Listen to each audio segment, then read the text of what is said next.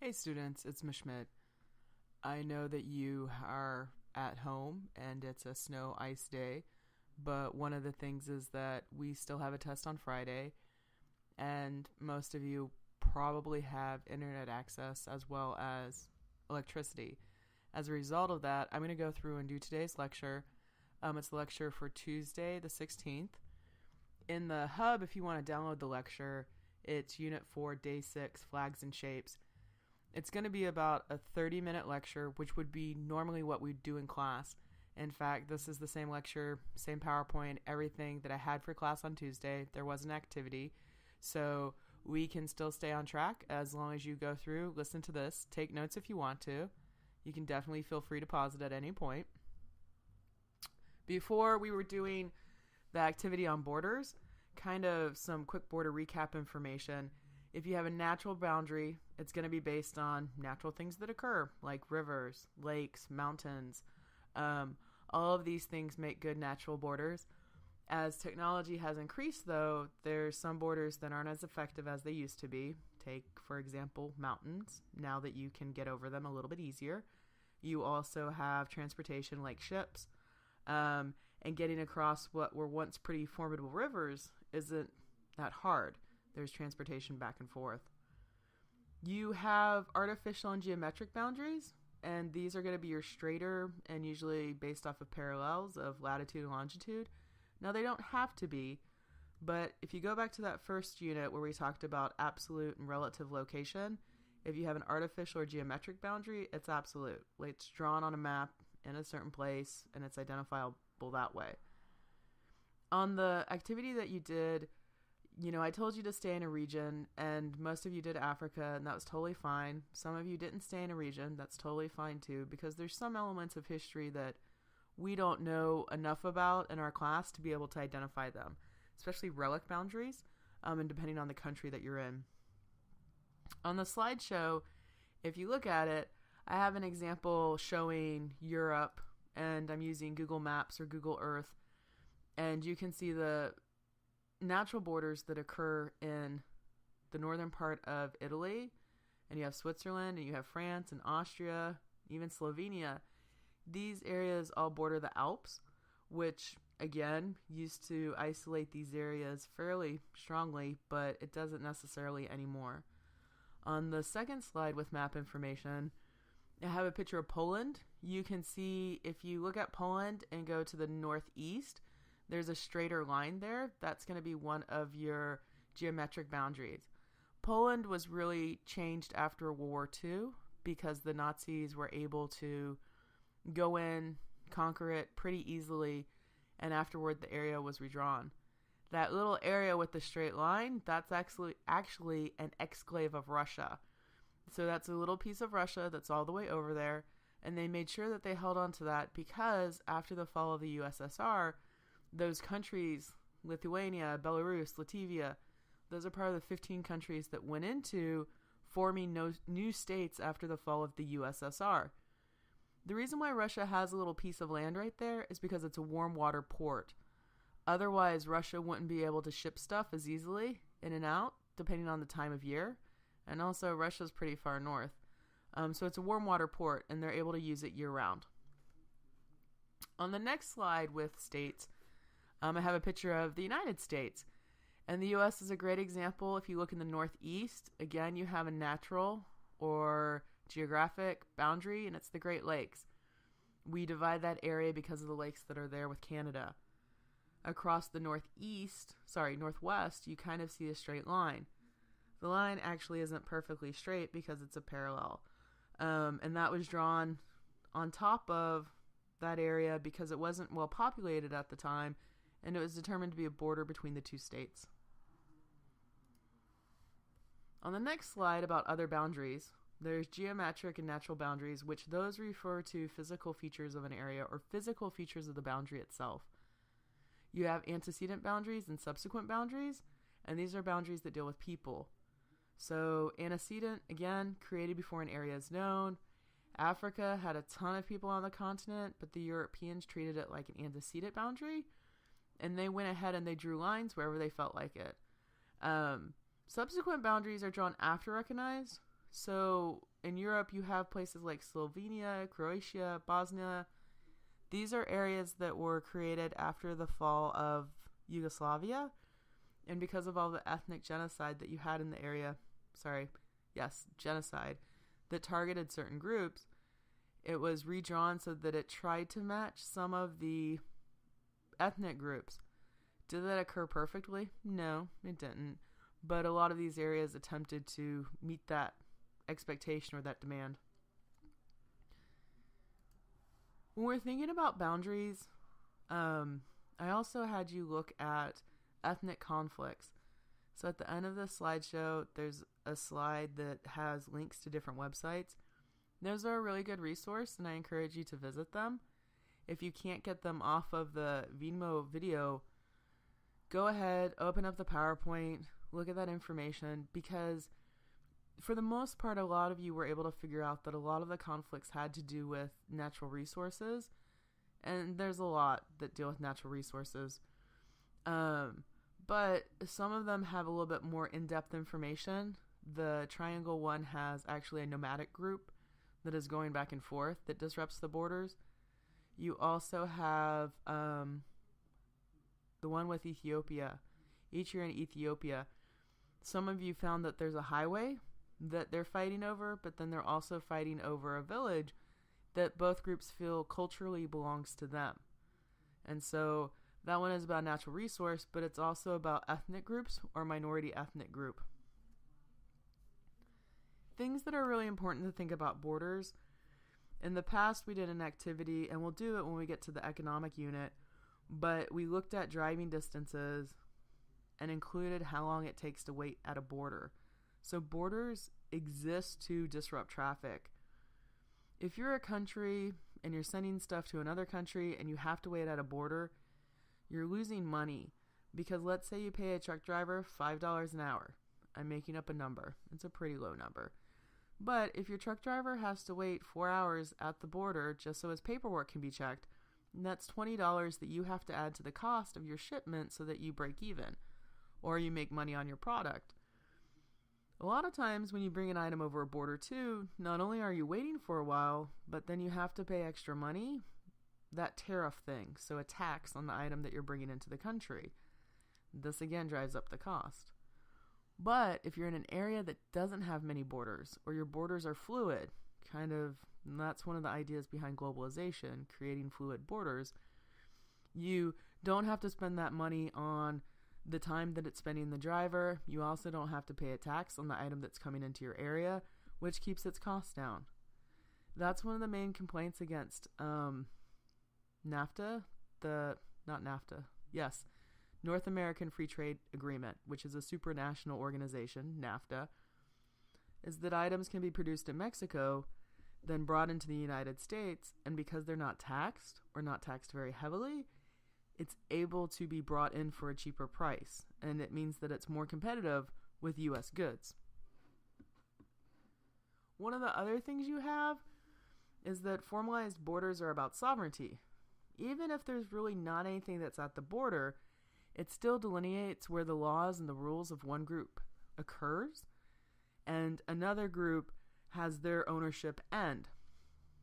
So a formalized border makes sovereignty for your country. It's a theory that that's the place where your national identity ends. Great example, if you drive to Canada, especially from Washington State, and you're going to a place like Vancouver, when you get there, you'll realize that, oh, this is exactly like the United States, except the signs are in a different language, and it had to go through a whole bunch of guards to get here. That's an element of, okay, my identity as an American, or my identity as a U.S. citizen, is different because now I'm in Canada. When you get inside of a border, or when you're in a country, you have things that bind people together, and these are known as centripetal forces.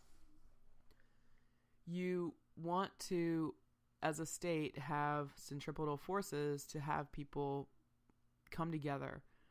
It creates an allegiance to the government. And remember, the government is what is recognized by other states And it's the entity in an area that is deciding, okay, what are we going to do in this place? How are we going to run things? When you're trying to achieve loyalty, you include things like icons. You have flags and propaganda to make people feel like they want to belong in your country, that they want to defend it, and that they're willing to continue working with the government. You can achieve loyalty through icons, and in the U.S. we have them everywhere. How do you know someone is an American? Well, they're wearing an American flag, or they have an American flag. During all of your presidential debates, you'll usually see each person wearing certain colors like red or blue in terms of ties. And they'll also have a flag lapel pin, because the flag pin points out I'm an American, and it's an icon. Countries have flags, and they're super important because of this identity that's associated with it. The same goes with the anthem for each country. Think about the Olympics. If you've ever seen the awards portion of the Olympics, you have countries that stand in front of their flag while their anthem is played. And this is really important because this is about their national identity. The Statue of Liberty is another one. The image of the bald eagle. Those are all icons that are given to the population to call for unity. You have institutions that teach people about this unity or reinforce it through what they do. Think about every morning at school. You stand for the Pledge of Allegiance. That's iconography. You're also engaging in a centripetal force. And the Pledge of Allegiance has been a fairly contentious issue lately in terms of, they didn't engage in this behavior, and so now they're un-American. Because we've done the messaging of, to be an American, you say the Pledge of Allegiance. Other ways, armed forces. It's not just about having a military, but think about if you've ever gone to a parade with the military. If you've ever seen the Blue Angels flying, these are all displays. The reason why the military marches and they parade is to communicate to the population that, hey, we're here, we'll defend you. In some countries, it's used very differently, and it's adhere and behave, or the military will be used against you.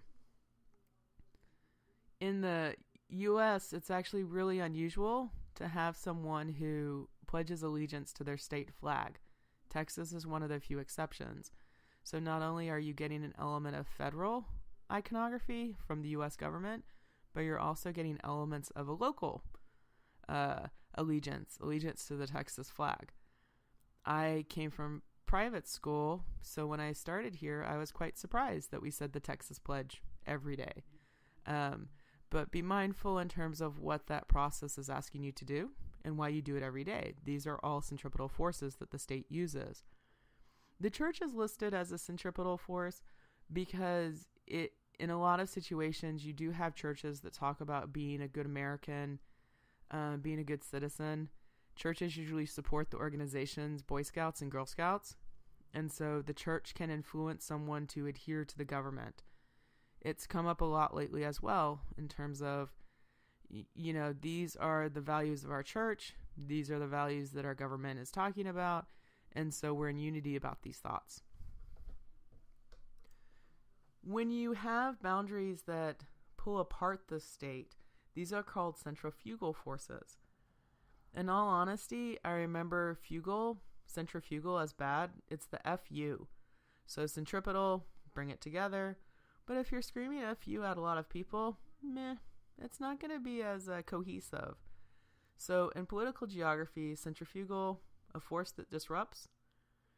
So when you have elements that are perceived to pull apart the state, you usually have this done because there's an affiliation with a different nation.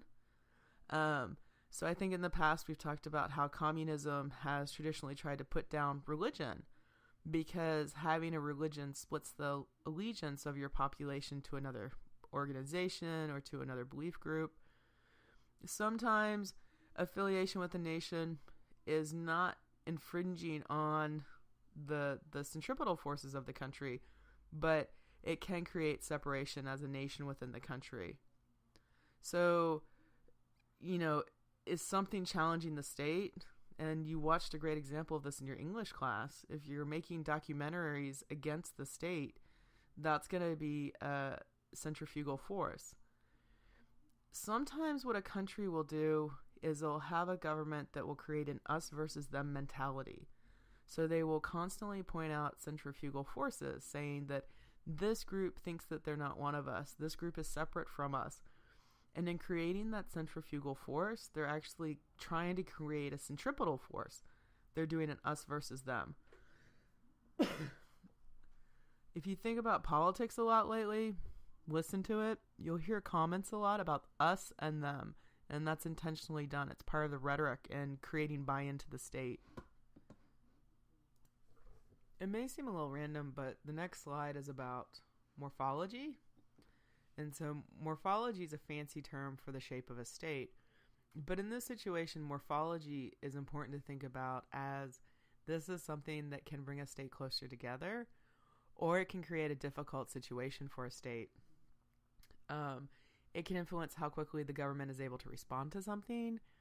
And sometimes you have people who are living over such a long area or a wide area that they don't have the same identity or even the same culture as others who are in that region. If you're a country that has poor infrastructure, and trust me, if you ever write the term infrastructure and you don't tell me what is a truck or a ship or something else that is used to let people communicate with each other, you're not going to get the point. Infrastructure always needs to be a specific example. A large number of countries actually only have roads to the capital, and this was intentionally done, and the capital is usually on the coast. This is a carryover from imperialism because these regions just wanted to get items out of the center. So imagine you have 4 cities in your country. 3 of those cities only link to the capital. If you want to get to, let's say, city B, and you're in city A, you have to go to the capital and then go to city B. So almost doing twice the distance in terms of travel.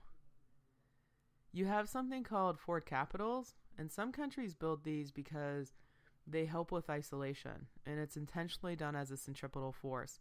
There may be regions within the country that are more isolated, or sometimes if your capital is a former colonial city, or if it's a huge city that your capital's in, the government of that the government of that state will actually be pressured by the city officials and the people in that city. So having a Ford capital is kind of a good thing as a centripetal force because you reduce isolation and you kind of create an independent entity. Brazil has the easiest Ford capital for you to ever remember. It is Brasilia. What's a Ford capital? Brasilia. Where is Brazil located? Where is Brasilia located? Brazil. Washington, D.C. is not a Ford capital.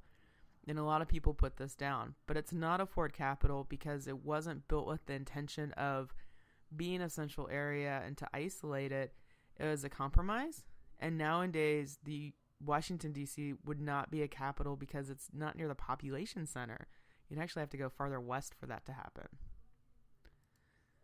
So going to the shapes again, you want to know the pros and cons of the different shapes. So Perupt, that's a country that has a part that extends out, and Thailand is a great example of this. Usually the corruption is to access a natural resource, so it's good for the country that way, but it's usually narrow, so it becomes hard to defend. It also tends to have limited transportation.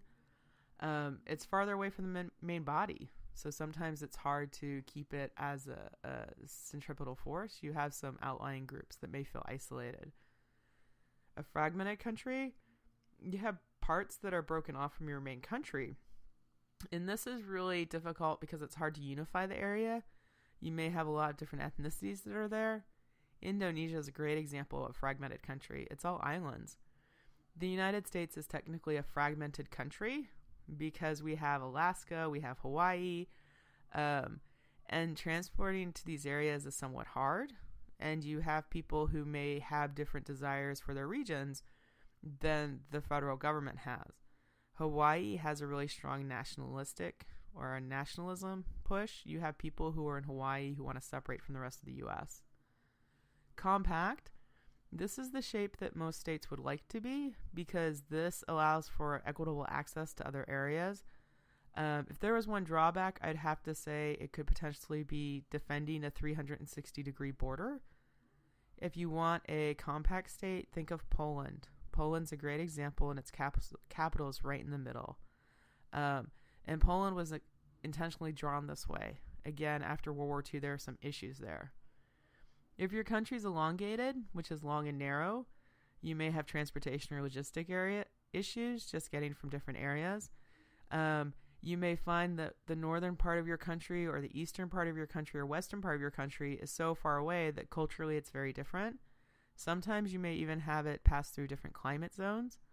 And so it's usually long and it may have a large territorial expanse, but it's not always the best thing. And finally, you have a perforated country. And this means this is a country that has another country in it. And a huge drawback about this is just cultural issues. You're surrounding another country, which is an area that has its own sovereignty. And so it can create some level of disunity where you're at. Vatican City is one example, and it doesn't seem to be as contentious as, let's say, Lesotho. Lesotho is in South Africa, and it's completely surrounded by South Africa. So, moving past the morphology, let's spend some time doing some critical thinking. A centripetal and centrifugal force, they aren't always bad or good. You kind of have to remember the perspective. So, what is centripetal for one group is often centrifugal for another group. And the same goes for centrifugal. Okay, the state's centrifugal, it's against the state, but it may be binding a lot of people together, even if it's a nation. The video you watched in English, I'm going to mispronounce this, and I'm so sorry. It's Awiwi. He's a great example. So the documentary that you watched, it really only presents one side of this artist. And I bet there's a large number of you who are like, well, he was treated unfairly. It's not right for his country. They're a bad government. But he is a guy who is going around trying to discredit the state. He's trying to discredit the country and the government. He is a centrifugal force. And if you are someone who is in your state or in a government position who wants to create buy-in from the people that are there, you don't want him around. And so that's why the state has pushed back against him. He's possibly making the state more responsive to real issues. The earthquake and the destruction to the schools after that, that's huge, and people should know about that. But the way that he went about it, it wasn't seen positively by the state. How dare you undermine these things? Here's the deal. Trust me, it's happening right now in the United States. When we had the civil rights movement, or that's when you had black citizens of the U.S. who were given certain voting rights and certain protections, there were a lot of people who were in outrage saying this isn't the way that we do it, that it's wrong to do this. And at that point, it was seen as a centrifugal force. It's happening now. You have people who are engaging in a behavior in the state, and other people in the state say, how dare they? That's un-American. And it's become a counter of that's un-American or leave the country. So in that effect, you're having, okay, you have a person who may be bringing legitimate concern up in an attempt to make the country better, but it's being determined that it's bad, that the state doesn't like it. Yeah. Sometimes for a centripetal or a centrifugal force, it's going to change based on your perspective, and the state isn't always right. And if you're someone who feels that we is in the right, or he should be able to do those things, then you know that it's not always true that a state is right. Sometimes it's easier for us to say, oh, China's wrong because, well, it's not the U.S. Just keep that in mind. So it's going to seem like we're going to change pace a little bit, but this actually ties in very strongly to centripetal and centrifugal forces. But I just want to make sure that you have the background on some stuff so you understand it. So we're going to go back to that concept of sovereignty. So as a state, you're trying to protect your sovereignty, and that's why you engage in centripetal forces. One of the best ways that I've always thought about sovereignty in a state is, imagine it's like a video game or role-playing game, is that you create a character. And as you're going through, you're given a set number of points to build your character. Let's say it's 100 sovereignty points. And again, I always make up numbers. And so with those sovereignty points, you can invest in learning a skill, increasing your health, maybe certain characteristics of your character, but you have this set number of points that you can spend any way you want. In this case, the U is the government. It's the institution that has sovereignty over the area. You can use your points on taxation, making laws, law enforcement, international treaties, education. The list goes on and on. How much authority am I going to give to this group? How much power am I going to give to these individuals? Depending on how you divide up these points, that's really what your form of government is. If you look at the slide that says, here's the spectrum, it gives you a lot of different types of government, meaning government that's to the extreme left and government that's to the extreme right. And this is a little bit different than how we use left and right when we talk about the U.S. government. But anarchy is seen as extreme left, that the government technically doesn't have any power because anarchy is kind of the absence of government. But with communism, the idea is that the power is in all of the people's hands, and that the government, even though we say they have all authority, you have the idea behind communism that more people have a hand in it. Dictatorships are when there's little to no sovereignty given to others. So a dictator has started the game, they're keeping all the points to themselves. Where communism, okay, you're starting the game, and let's say everyone who's there gets a point. For the most part in this textbook, we're focusing on a type of democracy, which is unitarian federal. So the graph that you looked on, here's the spectrum. It has a lot of sub-areas. And one of them has multi-party state or direct democracy. And a federal government and a unitary government is a subgrouping under multi-party and direct democracy. In modern times, most governments have shifted towards the left, which means that they're representative of the state, or multi-party direct democracy. That means that there's people who are electing individuals to run their government, or people who are giving sovereignty to a handful of individuals in their government. Under representative multi-party, you get federal state, unitary state, confederation of states.